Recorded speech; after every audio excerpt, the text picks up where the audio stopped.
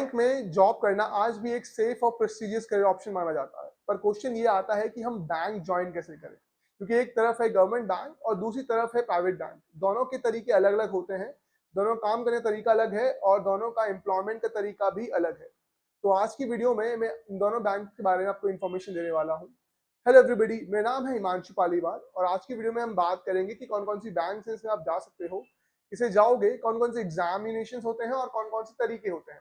सबसे पहले मैं इस वीडियो में आपको इन्फॉर्मेशन देने वाला हूँ गवर्नमेंट बैंक्स के बारे में, जैसे कि स्टेट बैंक ऑफ इंडिया हो गया, पंजाब नेशनल बैंक हो गया, यूको बैंक हो गया, यूनियन बैंक ऑफ इंडिया हो गया। ये सारी गवर्नमेंट बैंक्स होती है। मैं आपको इन्फॉर्मेशन दूंगा कि आप इसमें कैसे जा सकते हो।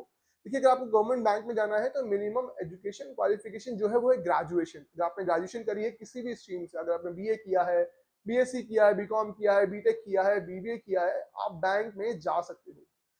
गवर्नमेंट बैंक में जाने का तरीका होता है, बेसिकली इसमें दो तरीके की वैकेंसी आती है। एक आती है आपकी क्लरिकल पोजीशन में और दूसरी आती है पीओ के लिए, बैंक पीओ।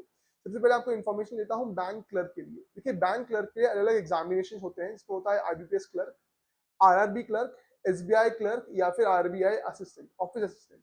एग्जामिनेशन होता है, इसमें आपके दो स्टेज में सिलेक्शन प्रोसेस होता है। सबसे पहले होता है आपका प्रीलिम्स एग्जामिनेशन, इसमें आपकी मैथ्स आती है, इंग्लिश आती है और रीजनिंग आती है।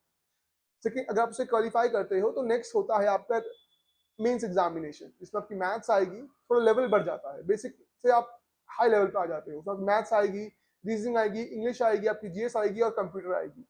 अगर आप ये मेंस भी क्लियर करते हो तो नेक्स्ट होती है आपकी मेरिट और आप बैंक क्लर्क बन जाते हो। नेक्स्ट हम बात करते हैं बैंक पीओ की, हम प्रोबेशनरी ऑफिसर भी कहते हैं। उसके लिए भी एग्जामिनेशन होते हैं, उसकी भी जो मिनिमम एजुकेशन क्वालिफिकेशन होती है वो ग्रेजुएशन ही होती है। इसका आप एग्जामिनेशन देते हो SBI PO, IPS PO, RRB PO या फिर आप आरबीआई ग्रेड बी। ये एग्जामिनेशन होते हैं जो आप एक साल में दे सकते हो। इसमें आपका 3 स्टेज में सिलेक्शन प्रोसेस होता है। सबसे पहले होगा आपका प्रीलिम्स एग्जामिनेशन, जिसमें आपकी मैथ्स आएगी, इंग्लिश आएगी, रीजनिंग आएगी। अगर आप इसे क्वालिफाई करते हो तो नेक्स्ट होगा आपका मेंस एग्जामिनेशन, जिसमें आपकी रीजनिंग होगी, इंग्लिश होगी, मैथ्स होगी, आपकी आपके करंट अफेयर्स में जिसे हम जीएस कहते हैं, और उसके साथ में आपका कंप्यूटर भी आएगा और नेक्स्ट आपका रिटन एग्जामिनेशन होगा, जिसे हम टाइपिंग कहते हैं। अगर आप उसे क्वालिफाई करते हो तो फिर होता है आपका इंटरव्यू।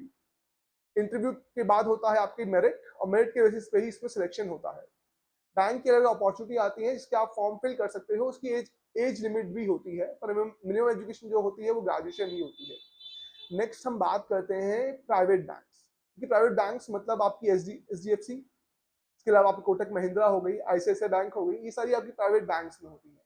देखिए, प्राइवेट बैंक में जाने के तरीके अलग अलग होते हैं। फॉर एग्जाम्पल, अगर आपने ग्रेजुएशन करी है तो भी आप अप्लाई कर सकते हो। आप इनकी डायरेक्टली वेबसाइट में जाके आप अप्लाई कर सकते हो।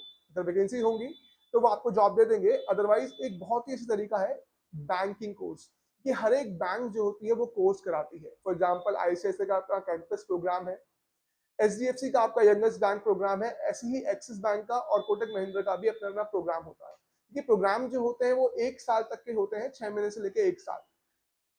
इन बैंक्स ने अलग अलग यूनिवर्सिटी से टाई अप कर रखा है, वहां पर आपको उन कैंपस में जाना पड़ेगा, कोर्स करना पड़ेगा।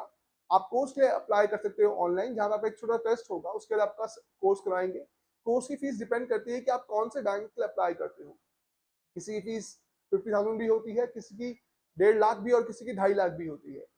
कोर्स करने के दौरान भी आपको स्टाइपेंड देते हैं महीने का, और जब आपको कोर्स मतलब इमेजिन कीजिए कोर्स जो है वो 6 महीने का है, लाइक 4 महीने की ट्रेनिंग होगी, मतलब कोर्स करवाएंगे, इसके बाद आपको बैंक में ले जाएंगे जहां पर आपको एक्सपीरियंस भी देंगे।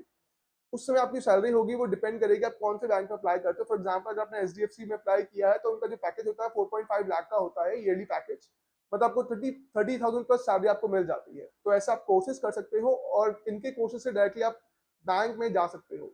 अब डिपेंड करेगा कि आप कौन से बैंक में जाना चाहते हो। क्या आप गवर्नमेंट बैंक में जाना चाहते हो जहाँ पर प्रमोशंस अलग होते हैं, जहाँ की जॉब सिक्योरिटी भी हो सकती है शायद, या आपके पास अपॉर्चुनिटी, देखिए कंपटीशन ज्यादा है गवर्नमेंट बैंक्स में तो अपॉर्चुनिटी भी है, उस हिसाब से आपको फैसिलिटीज भी मिलती है। या फिर आप प्राइवेट बैंक में जाना चाहते हो जहां पर कंपटीशन होगा पर आपको प्रमोशंस भी जल्दी जल्दी मिलेंगे। प्रमोशन डिपेंड करते हैं कि आप कैसा परफॉर्मेंस कर रहे हो प्राइवेट बैंक्स में।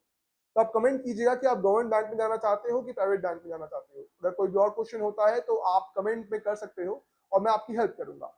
और ऐसी ही वीडियो के लिए आप मुझे फॉलो करते रहिए।